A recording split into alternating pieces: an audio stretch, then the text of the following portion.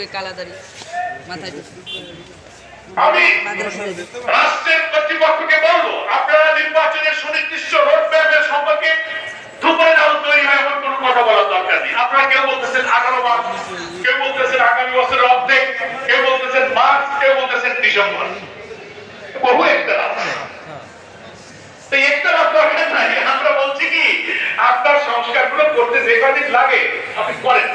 আপনি বলছেন ডিসেম্বর, বলেন then March, then June, then we have no complain, but provided আমার শর্ত হলো ইলেকশনটা যেন নিরপেক্ষ হয়।